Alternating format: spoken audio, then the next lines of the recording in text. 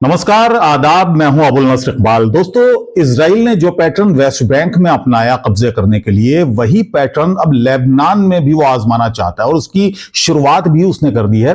दरअसल एक नक्शे में लेबनान, दक्षिणी लेबनान को इजराइल ने अपने हिस्से में दिखाया है। क्या पूरी खबर है, किस तरह से कब्जा करने की फिराक में इजराइल है और जो उसका ख्वाब है ग्रेटर इजराइल बनाने का, वो कैसे उस पर गामजन है, ये मैं आपको बताऊंगा। लेकिन पहले नजर डालते हैं इस वक्त की हेडलाइंस पर। फिलिस्तीन के वेस्ट बैंक के बाद अब लेबनान पर इजराइल की काली नजर। नक्शे में दक्षिण लेबनान को बताया इजराइल का हिस्सा। इजराइल के यहूदी धार्मिक वर्ग ने सेना में भर्ती होने से किया इनकार, कहा मर जाएंगे लेकिन आईडीएफ में नहीं जाएंगे। हिजबुल्लाह के मीडिया चीफ की हत्या के बाद एक स्थानीय पत्रकार को उसी के साथियों ने पकड़कर पीटा, इजराइल के लिए जासूसी का शक। इजरायली सेना के पूर्व कमांडर ने माना, जब तक इजरायली बंदी गाजा से सही सलामत नहीं आते तब तक इजराइल की जीत संभव नहीं। और रूस यूक्रेन में और बड़ी हो सकती है लड़ाई। अमेरिका ने यूक्रेन से मिसाइल बैन हटाया, पुतिन ने परमाणु हमले की चेतावनी दी। तो दोस्तों, ये आज दिन भर की मिडिल ईस्ट की बड़ी खबरें थीं। इसमें मैंने एक खबर रूस और यूक्रेन जंग से भी जुड़ी हुई डाली है, लेकिन पहले उसी खबर को विस्तार से थोड़ा आपको बता देता हूं जिसका मैं शुरुआत में जिक्र कर रहा था, यानी लेबनान पर अब काली नजर इजराइल की पड़ गई है। आपको मैं दो आर्टिकल दिखाता हूं। ये जेरूसलम पोस्ट के आर्टिकल हैं।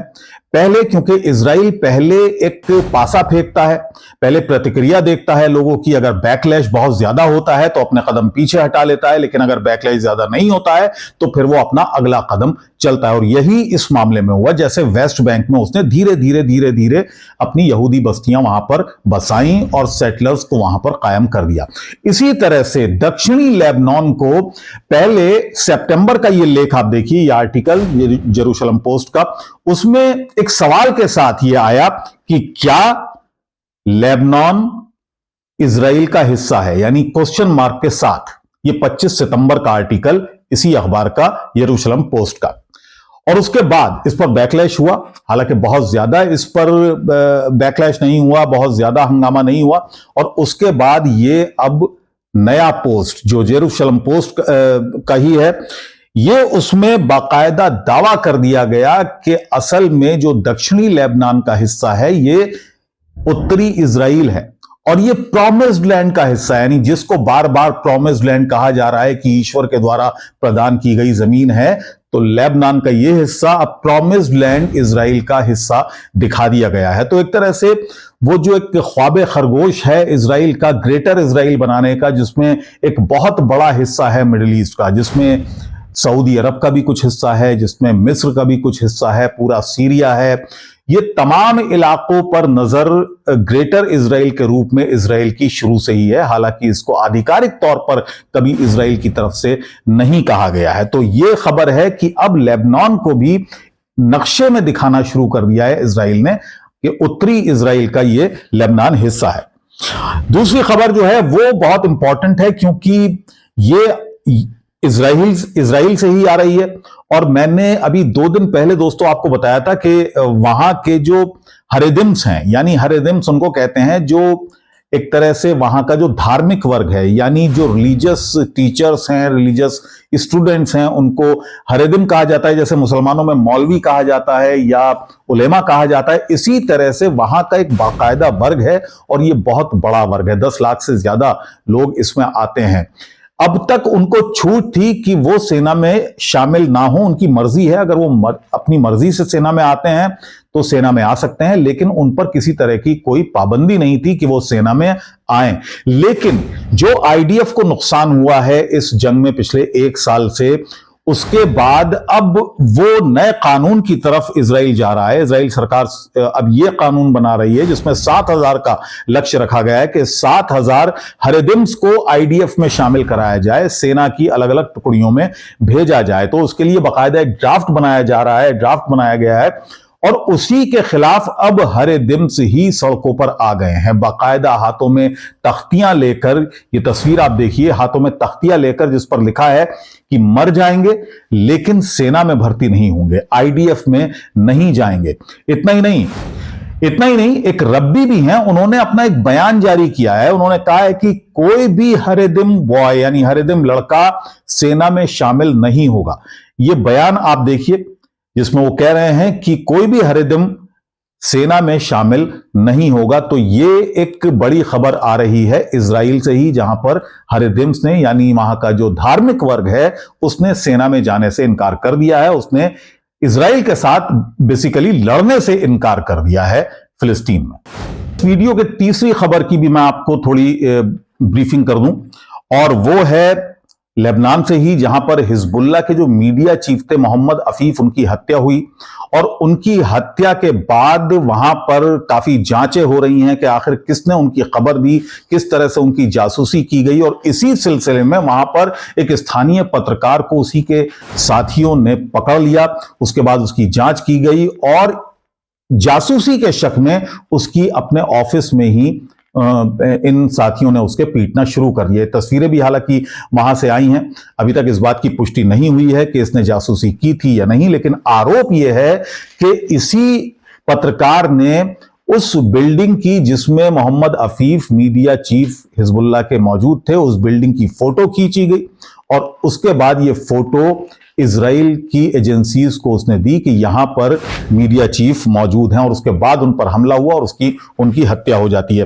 तो उसी के शक में इस व्यक्ति को पकड़ लिया गया। पत्रकार है एक स्थानीय अखबार का, और उसी के साथियों ने उसको पीट दिया। इजरायली सेना के एक पूर्व कमांडर, उनका बयान आया है और वो भी काफी इस वक्त वायरल है। पूर्व कमांडर, उनका नाम है मेजर जनरल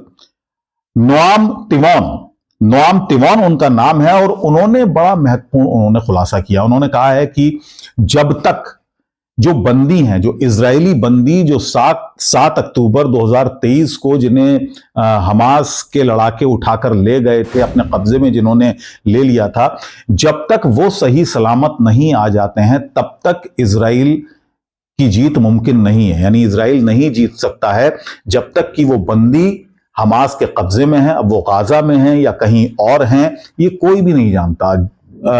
हालांकि कुछ बंदियों की अदला बदली हुई थी, लेकिन अभी भी बताया जा रहा है कि 100 से ज्यादा बंदी अभी भी हमास के कब्जे में हैं। वो कहां हैं, तमाम टेक्नोलॉजी, तमाम इंफ्रास्ट्रक्चर के बावजूद उनका कोई अता पता नहीं है। आईडीएफ की तरफ से लगातार दावे हो रहे हैं कि हमने काफी नुकसान हमास को पहुंचा दिया है, लेकिन ये बंदी कहां हैं, अभी तक इस बात की जानकारी किसी को नहीं है। तो इसी बात पर इन्होंने, जो नोआम तिमोन हैं, जो पूर्व कमांडर हैं, उन्होंने ये बात कही है कि जब तक ये बंदी सही सलामत इजराइल अपने वतन वापस नहीं लौट जाते हैं तब तक जीत संभव नहीं है।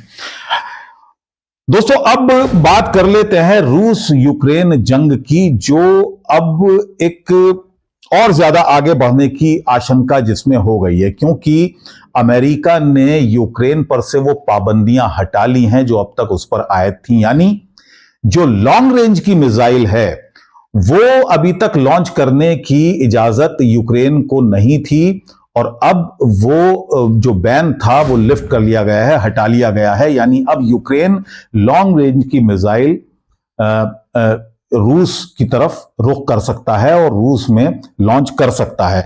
तो ये एक खतरा बढ़ गया है कि एक बड़ी जंग हो सकती है। उधर रूस की तरफ से जो प्रतिक्रिया आई है, पहले डिफेंस मिनिस्टर की आई, उसके बाद, और इस पर प्रतिक्रिया आई है व्लादिमीर पुतिन की। व्लादिमीर पुतिन की बड़ी तीखी प्रतिक्रिया इस पर आई है। उन्होंने कहा है कि अगर रूस की धरती पर या रूस की टेरिटरी में किसी तरह का कोई हमला होता है, किसी तरह का ड्रोन अटैक होता है, मिसाइल अटैक होता है यूक्रेन की तरफ से, तो रूस परमाणु हमला भी कर सकता है। यह बहुत बड़ी धमकी है, एक बहुत बड़ा वॉर, बल्कि यूं कहें कि महायुद्ध, वर्ल्ड वॉर छिड़ सकता है। और रूस का साथ दिया है किम जोंग उन ने, यानी नॉर्थ कोरिया के जो शासक हैं, उन्होंने भी कहा है कि अमेरिका रूस के खिलाफ यूक्रेन को इस्तेमाल कर रहा है, यूक्रेनी फोर्सेस को इस्तेमाल कर रहा है, और हम भी रूस के साथ हैं और अपनी जो न्यूक्लियर कैपेबिलिटीज हैं उनको और हम बूस्ट करने की कोशिश करेंगे। तो ये भी एक तरह की धमकी है जो नॉर्थ कोरिया की तरफ से आई है, किम जोंग उन की तरफ से आई है। तो यहां इस खित्ते में, इस हिस्से में बड़ी लड़ाई छिड़ने का अंदेशा दोस्तों और बढ़ गया है। ये वीडियो आपको कैसा लगा, आप अपनी राय हमें कमेंट बॉक्स में जरूर भेज दिया कीजिए। हम अपने वीडियो में और सुधार करने की आपके कमेंट्स के द्वारा कोशिश करते रहेंगे। मुझे इजाजत दीजिए। नमस्कार, आदाब, सलाम।